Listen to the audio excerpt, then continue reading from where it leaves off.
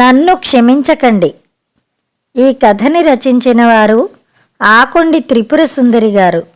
ఈ కథ మే 2013లో నవ్య వారపత్రికలో ప్రచురితమైంది. వెళ్ళొస్తానమ్మా, పాదాలు తాకాను. మనసులో ఏదో ఆశీర్వదించుకుంటూ పెదాలు కదిల్చింది అమ్మ. లగేజ్ సరిచూసుకుంటున్నారు మా వారు. పిల్లలు హడావిడిగా అటూ ఇటూ తిరుగుతున్నారు. టాక్సీ వచ్చిందని ఆయన హైరానా పడుతూ సామాన్లు తీసుకుని బయలుదేరిపోయారు. నాకు ఇక తప్పనిసరి అయి అమ్మని మరోసారి కావలించుకుని బుగ్గపై ముద్దు పెట్టుకుంటూ బావురమన్నాను. అమ్మ నా తలపై చెయ్యి వేసి నిమిరింది. ఎందుకు? నేనిక్కడ బాగానే ఉన్నాను. నా గురించి నువ్వు దిగులుపడి ఆరోగ్యం నాశనం చేసుకోకు. మీ ఆయన్ని పిల్లల్ని నువ్వే కదా చూసుకోవాలి అంది అనునయంగా. పక్కనే ఉన్న రూమ్ అసిస్టెంటు ముందుకు వచ్చింది. అమ్మ ఇక్కడ మంచిగానే ఉంది కదక్కా, మేమంతా మా అమ్మ లెక్క చూసుకుంటున్నాం, నువ్వేమీ ఫికర్గాకు అని అమ్మను పొదివి పట్టుకుంది.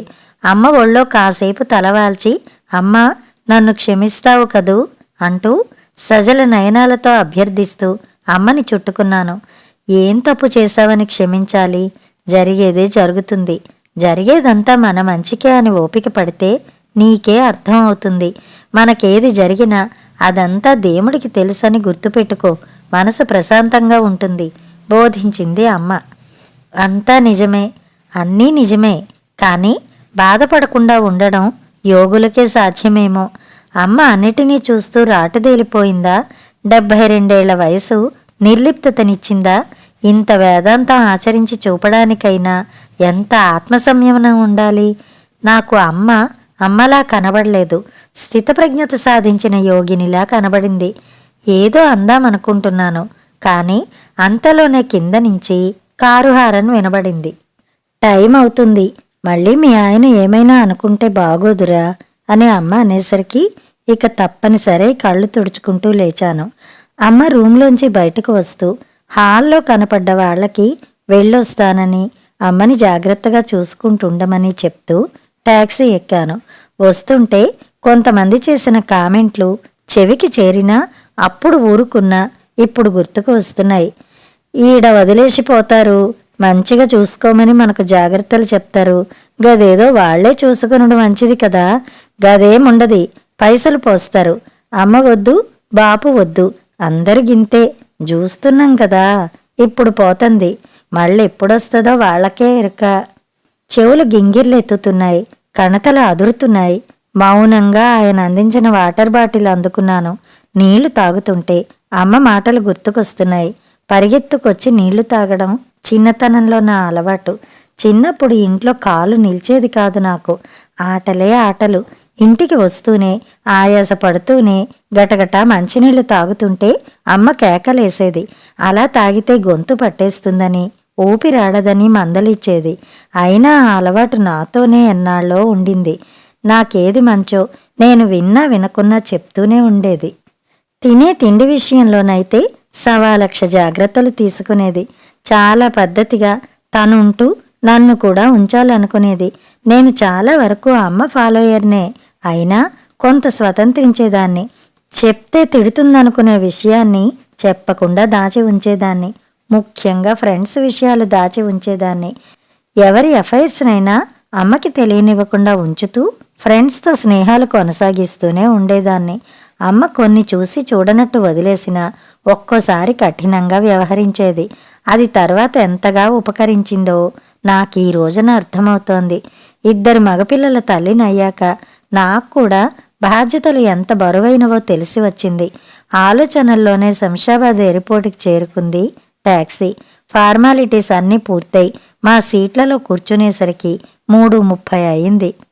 ఫ్లైట్తో పాటే నా ఆలోచనలు కూడా ప్రయాణిస్తున్నాయి గతంలోకి. అమ్మ ఆరోగ్యం ఈ రోజున ఇంత పాడైంది గాని ఒకప్పుడు మా అమ్మ పనిమంతురాలే. మందులు వేసుకోవడం తనకి తప్పేది కాదు.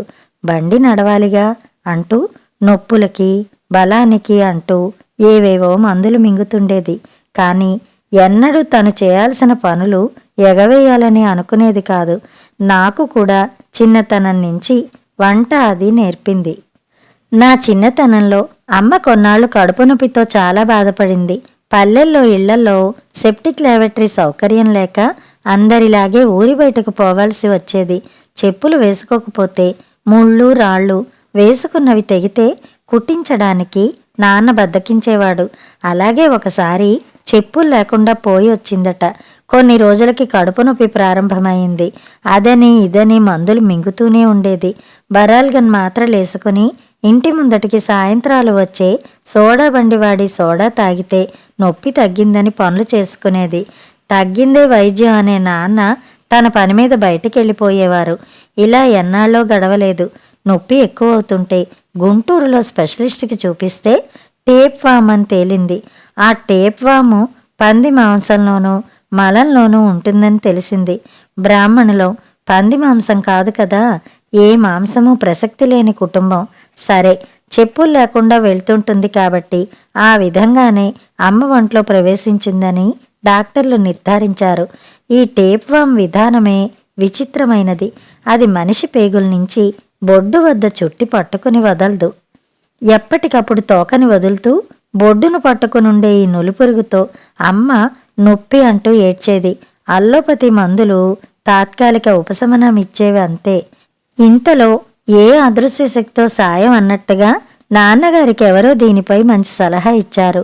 ఆవు పేడని ఉండలుగా చేసి అందులో ఒలిచిన వెల్లుల్లి రేఖ ఒకటుంచి ఆ ఉండల్ని ఎండలో ఎండబెట్టి గట్టిపడిన వాటిని కాల్చి విడగొట్టి ఆ వెల్లుల్లి రేఖని తింటే ఈ టేప్ వామ్ నశిస్తుందని చెప్పారు. దాంతో పని మనుషుల్ని బతిమాలుకుని ఆవు పేడ తెప్పించడానికి అమ్మ పడే పాట్లు చూసి నాకు కష్టం వేసేది. అప్పుడు నేను 3వ తరగతిలో ఉండేదాన్ని. ఆగమ కాకిలా ఊరంతా బలాదూర్ తిరుగుతున్నప్పుడు ఒకరింటి పెరడులో ఓ 6 ఆవులు కట్టేసి ఉండడం చూశాను. వాళ్ళకి అమ్మ విషయం చెప్పి ఒక చిన్న బకెట్లో ఆవు పేడ తెచ్చి ఇంటి వెనకాల పెట్టేదాన్ని. రోజూ అమ్మ నేను ఉండలు చెయ్యడం, వెల్లుల్లి రేఖలు అందులో నొక్కి ఉంచడం, అన్ని పనులు అమ్మ వెనకాల చేసేదాన్ని. మహత్తరమైన ఈ వైద్యం అమ్మకి ఎంతో ఉపకరించి మళ్ళా ఎన్నడూ రాలేదు. త్వరగానే అమ్మ ఆరోగ్యం కుదుటపడి సంతోషంగా ఉండేది. ఎప్పుడు ఎవరిని పరుషంగా ఒక మాట అనడం నేను చూడలేదు. ఇప్పటికీ చాలా అన్యాయాల్ని సహించింది. అమ్మకి ఓర్పు ఎక్కువ, కానీ అది తనకే హాని చేసిందేమో అనిపిస్తుంటుంది నాకు. ఆడపడుచులు చెప్పేవన్నీ అమర్చేది. ఆడపడుచు కొడుకులు ఈ ఇంట పుట్టి పెరిగిన వారే. కష్టం సుఖం ప్రాప్తానుసారం అనేది తరచు. అంతే, అది మా కోసం చెప్తోందేమో అని మొన్నటి వరకు అపోహపడ్డాను. నాకు ఊహ తెలిసిన దగ్గర నుంచి అమ్మను మరింతగా మనసులోనే గౌరవించుకునేదాన్ని. కాలక్రమంలో మేము హైదరాబాద్ చేరుకున్నాం. నాన్నగారు ఉద్యోగ బాధ్యతల్లో మునిగిపోతే అమ్మ అన్నీ చూసుకునేది. అన్నయ్య పై చదువుల కోసం విదేశాలు వెళ్ళిపోయాడు.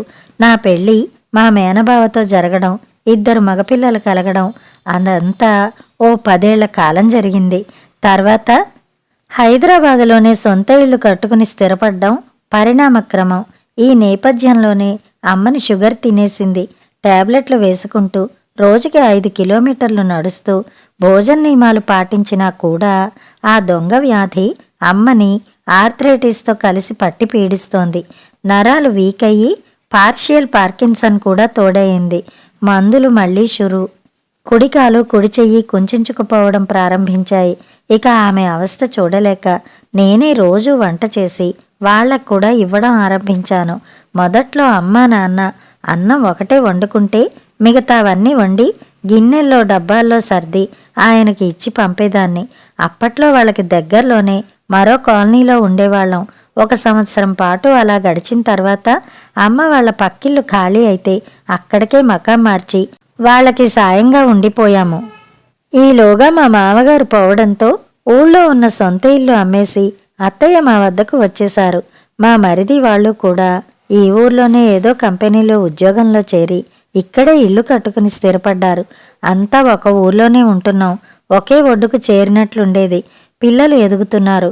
వచ్చే పోయే వాళ్ళ తాకిడి ఎక్కువైంది. చదువులు, ఉద్యోగాలు, పెళ్ళిళ్ళు అంటూ వివిధ కారణాలతో మా ఇంటికి బంధువుల రాకపోకలు ఎక్కువయ్యాయి. చాకిరీ పెరిగింది నాకు. పళ్ళ బిగువన 10 సంవత్సరాలు ఓపిక పట్టాను. భిన్న మనస్తత్వాలు, విభిన్న ప్రవర్తనలు అందరూ మా ఇంటిని పిక్నిక్ స్పాట్లా భావించడం, హాలిడే ట్రిప్పులాగా వేయడం చూసి నాలో అంతర్మథనం మొదలైంది. నాకంటూ అనుభవాలు, అనుభూతులు మిగల్ని ఈ జీవితంపై రోత పుట్టింది. మా వారికి ఇవేవీ పట్టవు. ఆయన తన ఫైళ్లు, ఎరియర్స్ అనుకుంటూ బాగానే ఉండేవారు.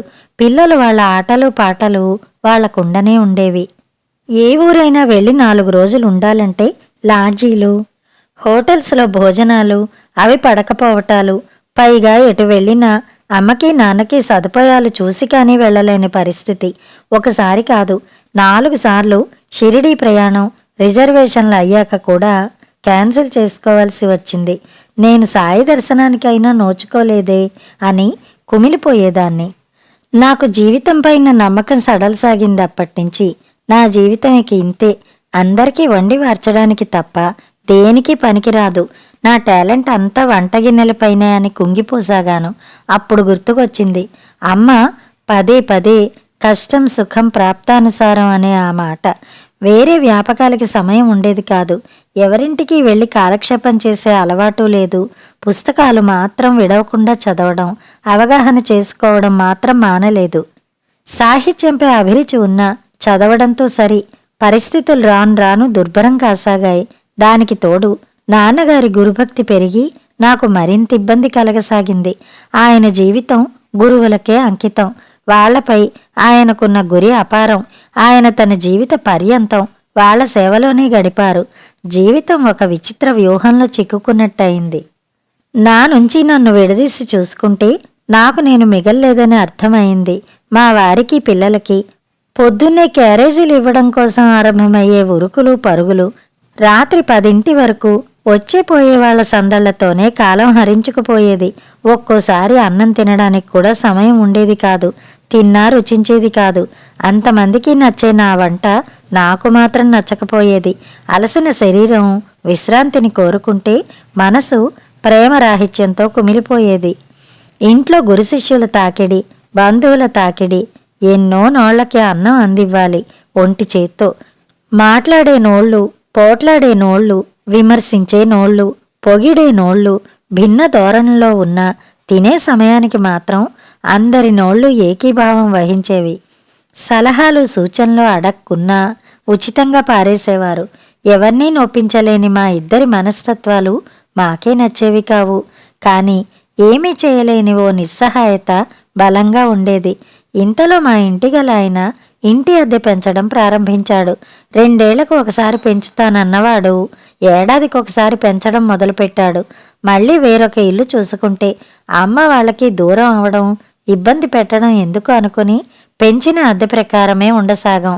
రాను రాను అది భారం అనిపించడంతో ఇల్లు లోన్ తీసుకుని కట్టుకుంటే జీతం మీద మెల్లగా తీరుతుందనుకుని ఆ ప్రయత్నంలో పడ్డాం.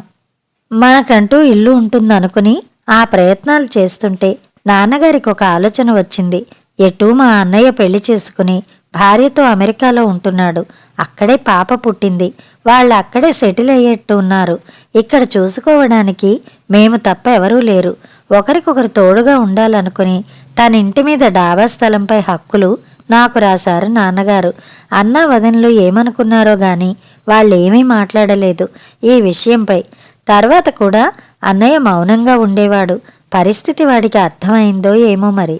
అన్ని సౌకర్యాలతో ఇల్లు దగ్గరుండి కట్టించుకున్నాం. గృహప్రవేశం తర్వాత సొంత ఇంట్లోకి మారిపోయాం. జీతంలో కటింగులవుతూ ఇబ్బంది కలిగినా ఏదో విధంగా బండి లాగిస్తున్నాం. ఈలోగా జరిగిన సంఘటనలతో జీవితమే ప్రశ్నార్థకమైపోయింది. ఒకసారి నేను తీవ్రంగా జబ్బుపడ్డాను. ఎనీమియా వల్ల సమస్యలు తీవ్రంగా వచ్చాయి.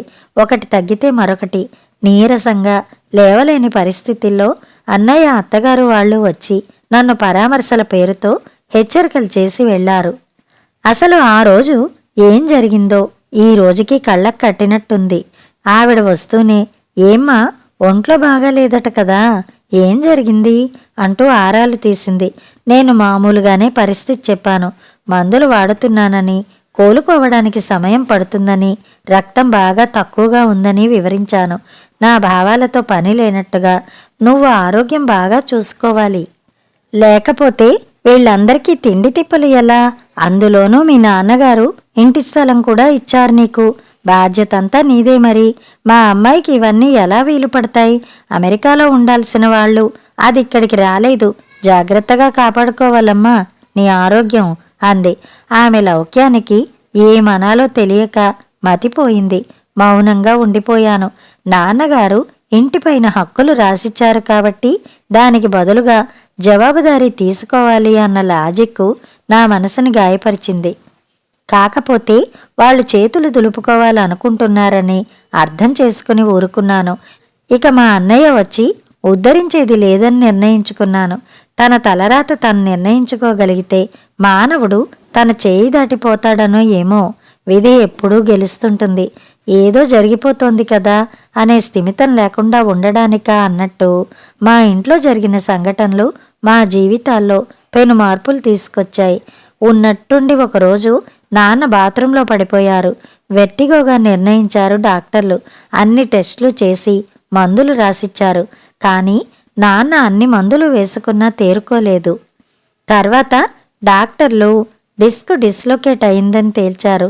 ఆయన చూసుకోవడానికని మనిషిని పెట్టినా వాళ్లకు కాఫీ, టిఫిన్లు, 2 పూటల భోజనాలు అన్నీ నాపైనే పడ్డాయి. సాయం చేసే దిక్కు లేదు నాకు. ఎవరో ఒకరు ఇంతమంది బంధువుల్లో నాకు సాయంగా 2-3 నెలలు ఉన్నా చాలు. కానీ ఎవరూ రాలేదు. నాకు పని భారం పెరిగింది. ప్రేమలు తగ్గి ద్వేషాలు పెరుగుతాయేమోనని అనుమానం మొదలైంది నాకు. పరామర్శ పేరుతో వచ్చేవారి తాకిడి మాత్రం మరింతెక్కువయింది. ఇక భరించలేక నాన్నగారు వృద్ధాశ్రమంలో చేరడానికి నిర్ణయించుకుని అమ్మతో సహా అక్కడకు మకాం మార్చారు. ఊళ్ళోనే కాబట్టి ఆదివారాలు వచ్చి చూసిపోవచ్చని నాకే వాళ్ళు నచ్చచెప్పారు. అన్నా వదినలు వత్తాసు పలికారు. కానీ నా మనసులో అది గాఢమైన ముద్ర వేసింది. నా ఇంటికి వచ్చిన వారందర్నీ పేరు పేరున ఆదరించాను. వాళ్ళ ఇష్టాలు అభిరుచుల్ని గౌరవించాను. వారి భోజన అలవాట్లని గుర్తుపెట్టుకుని మసలుకున్నాను. డబ్బిచ్చినా సరైన మనిషి దొరక్క ఇబ్బంది పడుతూ అతిథి మర్యాదలు చేస్తూ కూడా ఒక మంచి మాటకు నోచుకొని నా పరిస్థితికి నా మీద నాకే జాలిపడ్డాను. తరచూ ఆశ్రమానికి వెళ్ళి రాసాగాను. ఎప్పుడు అమ్మా నాన్నల్ని ఆ గదిలో చూసినా చాలా గిల్టీ కాన్షియస్గా బాధపడేదాన్ని. ఎక్కడో పరాయి చోట వాళ్ళని కలిసినట్టుండేది. కింద పోర్షన్ వాళ్ళది కదా, అది అద్దెకి ఇచ్చేసి పైన మేముంటున్నాము. ఆ అద్దె పట్టుకెళ్ళి వాళ్ళకిచ్చేదాన్ని. వాళ్ళ కోసం ఒక మనిషిని ఏర్పాటు చేసుకున్నారు. ఫిజియోథెరపీ, సత్సంగం, టీవీ వాళ్ళ ప్రధాన కాలక్షేపాలు. అందరికీ ఉత్తేజాన్ని ఇస్తూ సలహాలు సూచనలు ఇస్తూ ఎంతో సాయం చేసే నాన్నగారు పరిస్థితుల మార్పుకి తట్టుకోలేకపోయారు. ప్రత్యక్షంగా పరోక్షంగా ఎంతో మందికి ఉపయోగపడ్డ ఆయన ఇప్పుడు నిరుపయోగంగా మంచాన పడి మదనపడేవారు. ఈలోగా మా వారికి బెంగుళూరుకు బదిలీ అయింది. ఇక ఎప్పటికీ తనకు వృద్ధాశ్రమే ఆఖరి మజిలీ అని నాన్నగారు మనోవేదన చెందేవారు. దాంతో బాగా కుంగిపోయారు. అందరూ తలో దిక్కున ఉండడం ఆయన మనోధైర్యాన్ని దెబ్బతీసింది. ఈ వృద్ధ వయసులో సంతానాన్ని వదిలి ఉండటంలో ఆయన పైకి గంభీరాన్ని నటించిన మనసులో వేదన పొందుతూనే ఉన్నారు. ఎంత ఫోన్లో ఎన్ని మాటలు చెప్పుకున్నా ఆయన హృదయం ఎంతో గాయపడేది. కానీ మేమెవ్వరం బాధపడకూడదనే ఆయన పదే పదే చెప్పేవారు. మాకిక్కడే బాగుంది, సత్కాలక్షేపం జరుగుతోంది, ఆర్థిక సమస్యలు లేవు, ఇంతకన్నా ఏమి కావాలి అని పైకి అలా అనేవారు గాని లోపల ఆయనలో ఎంతో బాధ గూడి కట్టుకుంది. దాని ప్రభావమూ ఏమో ఆయన మానసికంగా బాగా దెబ్బతిన్నారు. ఉన్నట్టుండి ఒకరోజు హార్ట్అటాక్తో మమ్మల్ని విడిచిపోయారు. ఆయన పోయాక ఒంటరిగా అయిపోయిన అమ్మ పరిస్థితి ఎంతో బాధ కలిగించింది. ఆవిడ్ని ఎవరు తీసుకెళ్ళాలి, ఏమి ఏర్పాట్లు చేయాలి అనే తర్జన భర్జనల మధ్య ఆవిడ్ని అదే వృద్ధాశ్రమంలోనే ఉంచాలని అన్నయ్య తన నిర్ణయం చెప్పగానే అమ్మలో వచ్చిన మానసికమైన మార్పు నాకు ఆశ్చర్యం కలిగించింది. ఆవిడ అన్న మాటలు మరవశక్యం కాదు నాకు. నా జీవితం పరాధీనం అని మాత్రం అంది. అంతే. అటు తర్వాత నాతో వచ్చేయమని నేనెంత వాదించినా ఆమె సమాధానం అదే. తాను శారీరకంగా బలహీనురాలు, ఆర్థికంగా నాన్నగారి పెన్షన్ ఆధారం, అయినా అది కూడా పరాధీనతే అని వాదిస్తుంది.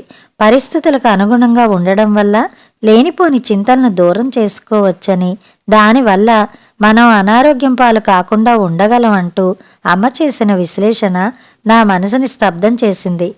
పరిస్థితులు మనకు అనుగుణంగా లేనప్పుడు మనమే పరిస్థితులకు అనుగుణంగా మారాలి అని అమ్మ చెప్తుంటే నాకు ఆశ్చర్యం, బాధ కలిగాయి. కానీ ఎవరం ఏమీ చేయలేని నిస్సహాయత.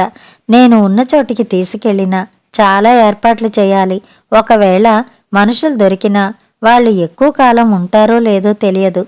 అర్ధాంతరంగా వదిలేసిపోతే సంభాళించుకోలేని ఆరోగ్య పరిస్థితి నాది. అతి కష్టం మీద అమ్మని ఆశ్రమంలో ఉంచి బెంగుళూరుకి తిరిగి వచ్చేశాము. ప్రతిరోజు అమ్మని ఫోన్లో పలకరించడం నా దినచర్యలో ఒక భాగం. అప్పుడప్పుడు ఆశ్రమానికి వెళ్ళి చూసి రావడం, ఏవైనా పచ్చళ్ళు, తినుబండారాలు ఇచ్చి రావడం చేస్తున్నాం. కానీ ఏనాటికి నాలో ఈ వెలితి పూడ్చలేనిదే. స్వంత ఇంటిలో దర్జాగా సింహంలా మెలిగిన నాన్న మరణం నాలో డిప్రెషన్ కలిగించింది. మామూలు కావడానికి నాకు సంవత్సరం పైనే పట్టింది. అమ్మ అన్నయ్య వాక్యాలకి నేను కొద్దిగా తేరుకున్నాను. జీవితం యొక్క గమనం మనమెవరో అంచనా వేయలేనిదని అమ్మ బోధించేది. ఏం జరిగినా అది ఏదో ఒక మంచినే ఇస్తుందంటుంది. విమానం బెంగుళూరు విమానాశ్రయంలో ల్యాండ్ అవుతుండగా కళ్ళు తుడుచుకున్నాను. పిల్లలిద్దరూ మా వంకే చూస్తున్నారు. వాళ్ల వంక చూస్తుంటే నాకు ఒక ఆలోచన వచ్చింది. రేపు పొద్దున్న మా భవిష్యత్తు కూడా వాళ్ళ చేతుల్లోకి పోతుంది కదా. వాళ్ళ నిర్ణయం మేము అమలు చేయక తప్పదా? దానికి ఈ రోజున మేం ప్రిపేర్ అవ్వడం మంచిదా? ఇదంతా ఒక డైరీలో రాసి ఉంచి వాళ్ళకి అందచేయటం ఒక కర్తవ్యమని నాకు అనిపించింది. నా తల్లిదండ్రులను మేము పరిస్థితులను అడ్డం పెట్టుకుని ఆశ్రమంలో వదిలినట్లే రేపు పొద్దున్న మా పిల్లలు అలాగే చేయడం న్యాయమే. అందుకే డైరీలో నా మొదటి పేజీలో నన్ను క్షమించకండి అనే మొదలు పెడతాను. అదే మాకు మేము విధించుకునే శిక్ష. కథ సమాప్తం.